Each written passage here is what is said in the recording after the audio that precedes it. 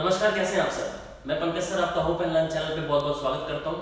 आज का हमारा सेगमेंट किसी लेक्चर के ऊपर नहीं बल्कि रूबरू करवा रहा हूं मैं आपको निमेश यादव से, जो दिल्ली पुलिस में इस टाइम सब इंस्पेक्टर है।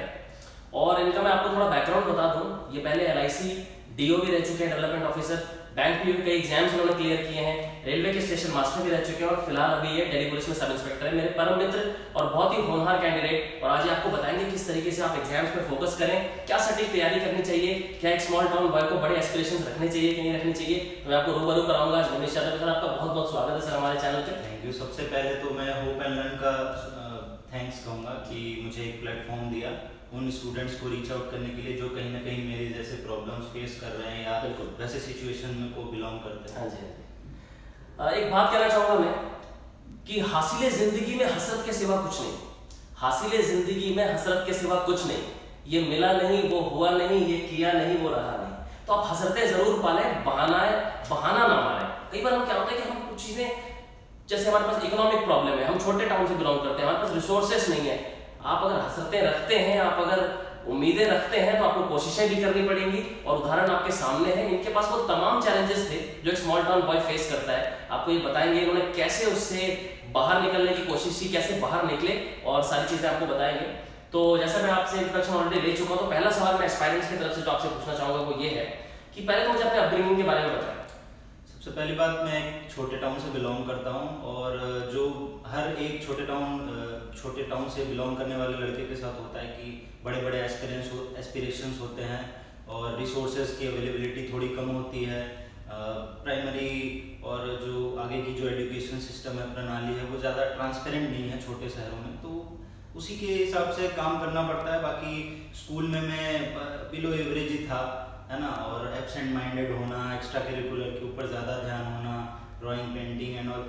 तो अब क्या है, हम एक्स्ट्रा करिकुलर को एज जॉब प्रोफेशन लेके नहीं चल सकते बिकॉज हमारे पास रिसोर्सेज की अवेलेबिलिटी थोड़ी कम होती है। तो उस हिसाब से जो स्मॉल टाउन फैमिलीज होती हैं, जो बिलो मिडिल क्लास फैमिलीज होती है, वो चाहती हैं कि बच्चे पढ़ाई करें, पढ़ाई से ही कुछ होगा।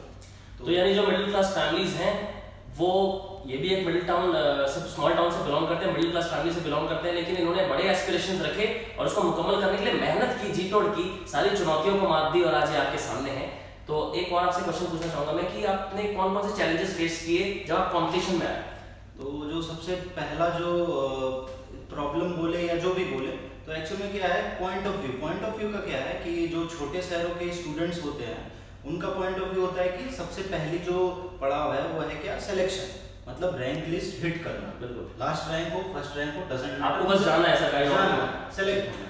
वहीं आप देखो कि जो बड़े शहरों में जो कंपटीशन जो लेवल चल रहा है, यहाँ पे क्या है, रैंक्स कि top ranker, first rank, second rank कैसे हमें पुशअप करना है। तो ये एक डिफरेंस है सेटअप में, माइंड सेटअप और प्रोसेस में। जी। आप मुझे ये बताएं, आपने बहुत सारे गवर्नमेंट एग्जाम्स क्लियर किए हैं, जैसे बैंकिंग के, रेलवे के, LIC के, अब आप दिल्ली पुलिस में हैं, आगे भी और एस्पिरेशंस डेफिनेटली आप रखते होंगे। मुझे ये बताएं कि गवर्नमेंट एग्जाम में लूप होल्स क्या है। सबसे बड़ा जो लूप होल है, लूप होल का मतलब मैं यहाँ ये कहना चाहूँगा कि वो सिस्टम जिसके थ्रू आप निकल सकते, आप उसको मुद्दा बना के एक्सप्लॉइट करके यूटिलाइज करके आप अपना सिलेक्शन ले सकते। तो सबसे बड़ी जो चीज़ है वो है नोटिफिकेशन। जनरली क्या होता है, स्टूडेंट्स नोटिफिकेशंस नहीं पढ़ते।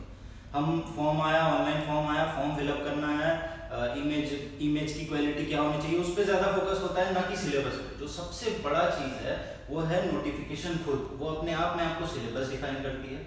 उस सिलेबस को आप पकड़ लो, रिलीजियसली फॉलो अप करो, और उससे बड़ा और कोई लूप होल नहीं है किसी भी। यानी ये कह रहे हैं कि आप अगर ग्रेजुएट हैं तभी आप नौकरी में, एग्जाम में बैठते हैं, तो आपने जानकारी तो बहुत हासिल की है, लेकिन ज्ञानी बनने से नौकरी नहीं मिलती, आप सिर्फ ज्ञानी बन सकते हैं। तो ज्ञान आपने हासिल कर लिया है, आप नोटिफिकेशन में सिलेबस पे फोकस करें, सटीक जानकारी करें, उसी के अकॉर्डिंग स्टडी करें, ज़्यादा इधर उधर ना भटके, अपने टाइम को सही तरीके से यूटिलाइज करें और आगे बढ़ें। आप मुझे ये बताएं कि आपकी कुछ ना कुछ स्ट्रैटेजी रही होगी, तो मुझे डूज एंड डोंट्स के टर्म्स में बताएं कि बच्चों को क्या करना चाहिए, क्या नहीं करना चाहिए। आपकी कोई रोटी फिलॉसफी भी है, आप वो भी बताइए। एक्चुअल में क्या है, ये मैंने कहीं पढ़ा था, रोटी का फुल फॉर्म इसने दिया गया है, रिटर्न ऑन टाइम इन्वेस्टेड। तो क्या है कि जब भी बच्चे कुछ इंटरनेट पे देखते हैं या कोई भी रिसोर्स अवेलेबल है या हार्ड कॉपी, सॉफ्ट कॉपी, हम दौड़ते हैं उसके पीछे। हर चीज़ करनी है हमें, ये भी लेना है, वो भी लेना है, करंट अफेयर्स भी करना है, हमें रियल टाइम करना है, 365 करना है। इससे क्या होता है ना कि वो भटक जाते हैं, पाथ से जो है वो इधर उधर हो जाता है। तो हमें सबसे बड़ी चीज क्या करना है, वो देखना है कि इसमें जो हम टाइम इन्वेस्ट करते हैं क्या उसका रिटर्न है, क्या वो वर्थ इट है, क्या वो मुझे सिलेक्शन दिला सकता है। और ये आपको गाइडेंस आपको नोटिफिकेशन से ही मिलेगा कि वो सिलेबस में आपके है, जिस एग्जाम के लिए आप प्रिपेयर कर रहे हैं उसके लिए वो है, क्या वो वर्थ इट है, तो उस हिसाब से अपना टाइम मैनेज। तो बहुत बड़ी बात बताई उन्होंने, रोटी यानी रिटर्न ऑन टाइम इन्वेस्टमेंट। आप लाइफ में कुछ भी करते हैं, किताबें पढ़ते हैं, यूट्यूब चैनल देखते हैं, कपड़े पहनते हैं, कुछ भी, आप सिर्फ ये सोचें कि आप जिस जो टाइम है बड़ा मूल्यवान है, वापस नहीं आता। तो आप अगर समय दे रहे हैं तो क्या वो वर्थ है, अगर हाँ तो लग जाए उसके पीछे, और नहीं तो शिफ्ट करें अपने मूवमेंट को फटाफट। बहुत अच्छी बात बताई आपने। एक कुछ आग वाली फिलॉसफी भी थी आप। जी बोलिए। एक्चुअली में क्या है, एक जोक है, मतलब जोक सेंस में लो या जो भी है। तो एक्चुअली में क्या है, एक रनवे से एक एरोप्लेन और एक जेट फाइटर प्लेन उड़ती है, और वो जब अपने डेस्टिनेशन पे पहुंचती है तो एरोप्लेन देखता है कि भाई जेट फाइटर पहले पहुंच चुका है। उसने उससे क्वेश्चन करा कि हाउ कम, आप कैसे पहुंच गए पहले। तो जेट फाइटर ने कहा कि मेरे पीछे आग लगी। तो एक्चुअल में क्या है कि ये जो मोटिवेशन है ना, ये जो आग है, ये आपके अंदर होनी चाहिए। आप दुनिया भर के मोटिवेशनल वीडियोस देख सकते हो यूट्यूब पे या ऑनलाइन अदर सोर्सेज पे, मोटिवेशनल वीडियोस दुनिया भर के पड़े हैं जो सक्सेसफुल कैंडिडेट्स हैं। बिल्कुल। बट वो क्या है, आपको मोटिवेशन अंदर ढूंढनी पड़ेगी। ये जो पुश फैक्टर पुल फैक्टर है, इसको अंदर ढूंढना पड़ेगा कि एक्चुअल में क्यों चाहिए, वो जिद क्या है, किस कारण से आपको चाहिए, वो कारण आपको अंदर ही ढूंढना पड़ेगा जो आपके अंदर है। तो एक बहुत बढ़िया उदाहरण दिया इन्होंने कि जेट जो है और एयरप्लेन जो है, दोनों एक ही रनवे से समांतर समय पे उड़ते हैं, लेकिन जेट पहले पहुंच जाता है क्योंकि उसके अंदर आग है। तो अपने अंदर आग जगाएं। आप किसी भी शहर से बिलोंग करते हो, आपके रिसोर्सेस, आपकी आर्थिक स्थिति कितनी भी कमजोर हो, अगर आपको बड़ा टारगेट मुकम्मल करना है तो जी तोड़ मेहनत करनी पड़ेगी, और आप तभी हरा पाएंगे। तभी कहते हैं, और उदाहरण आपके सामने है ही है कि इन्होंने सब कुछ, इनके पास भी कई सारी प्रॉब्लम्स थी, आपने देखा, और ये आज यहाँ पे है। तो मैं आपसे एक और सवाल पूछना चाहूंगा कि गवर्नमेंट एग्जाम से रिलेटेड क्या कोई मिथ है जो आपको लगता है? दो हैं इनफैक्ट जो मुझे अभी ध्यान है जी। सबसे पहला है कि सिलेक्शन और जितने सीट्स हैं उस पे क्या है कि लोग देखते हैं कि हाँ इस जोन से इतने बच्चे फॉर्म फिलअप कर रहे हैं, एप्लीकेंट्स इतने सारे हैं, सीट्स इतने कम हैं, तो मैं उस हिसाब से अपना जोन चेंज कर दूँ। ऐसा कुछ नहीं है। आपको एक सीट के लिए फाइट करना है। आपको दिमाग में यही रखना चाहिए कि मुझे एक सीट चाहिए, मुझे सारी सीटें नहीं चाहिए। और जहाँ तक बात बची, एक और मिथ है कि इल मीन्स, जो कहते हैं बच्चे के सभी कहते हैं कि हाँ पैसे दे के लोग आ जाते हैं, अदर सोर्सेज से लोग आ जाते हैं। ऐसा कुछ नहीं। मैंने इतनी नौकरियां करी या इससे पहले भी मैं 2 प्रोफाइल्स में काम कर चुका हूँ गवर्नमेंट जॉब्स में, तो उसमें मैंने ऐसा नहीं देखा कि मेरे साथ वाले कोई कलीग हो जो मेरे से कहीं किसी लेवल में नीचे हो। सारे कॉम्पिटेंट स्टाफ, सारे कंपटीशन फाइट करके आ रहे हैं, और सब में कुछ ना कुछ एक्स्ट्रा टैलेंट होता है, सब ने अपने हिसाब से मेहनत कर रहे हैं। तो ये 2 बहुत बड़े उन्होंने मिथ्स को उजागर किए जो कि बच्चों को लगता है। एक तो ये लगता है कि भाई सीटें कम है, लोग ज्यादा हैं। तो देखिए चुनौतियां तो हमेशा ही रहेगी, और मैंने ऐसा कि आपको पहले भी बताया है कि आप बाहर की चुनौतियों से नहीं, अंदर की कमजोरियों से हारते हैं। तो आप उस पर कॉन्स्टेंटली वर्क करते रहो। और दूसरी चीज ये कि आप गलत तरीके से, नाजायज तरीके से पैसे देके, जुगाड़ करके, पेपर लीक करा के, ये जायज नहीं है, आपको दूर तक लेके कभी नहीं जा सकता। ये हमेशा आप ध्यान रखें। तो सब कुछ चाहने से सब कुछ चाहने से मिल जाए हमें जिंदगी में, ये मुमकिन नहीं है जनाब। सब कुछ चाहने से मिल जाए हमें जिंदगी में, ये मुमकिन नहीं है जनाब, क्योंकि ये जिंदगी है, पिता का घर नहीं। सही? तो मेहनत आपको करनी पड़ेगी, इच्छाएं आप रखते रहें, कोशिशें करते रहें। आप एक और बात बताइए कि आपकी फ्यूचर एस्पिरेशन क्या है?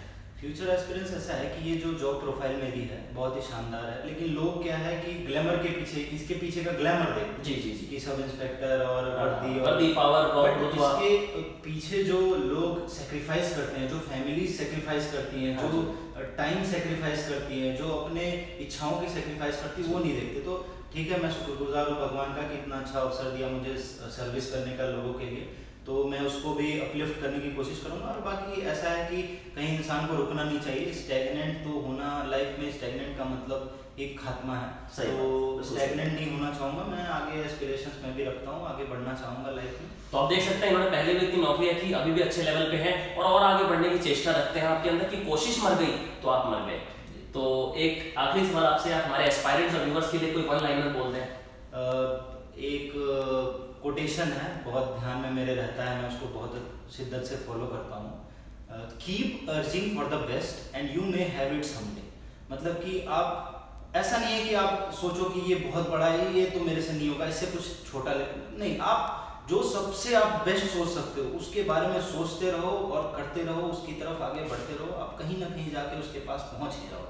तो आप टाइम बाउंड रहें, अपने आप को समय दें, कोशिशें करते रहें, अड़चनें आती रहेंगी, बाधाएं आती रहेंगी, आपने ही उसको पार करना है, आपने ही आगे बढ़ना है। बहुत अच्छा लगा निमेश आपसे बात करके, आपने इतनी चीजें शेयर की, और हम आगे वीडियोस लेके आएंगे जहाँ पे स्ट्रेटेजिक स्पेसिफिकली हम एसआई की तैयारी कैसे करते हैं, एलआईसी की तैयारी कैसे करते हैं, रेलवेज की कैसे करते हैं, बैंकिंग की कैसे करते हैं। ये हमने जनरल कॉम्पिटिशन की बात की, इनकी अचीवमेंट्स और स्ट्रगल की बात की कि हर स्मॉल टाउन बॉय अगर मेहनत करे और अपने एस्पिरेशंस बड़े रखे तो वो डेफिनेटली उसे अचीव कर सकता है। बहाना इतने सारे हैं कि आप अगर बनाते रहो तो फिर कभी मुकम्मल नहीं होगी आपकी जो आपका टारगेट है।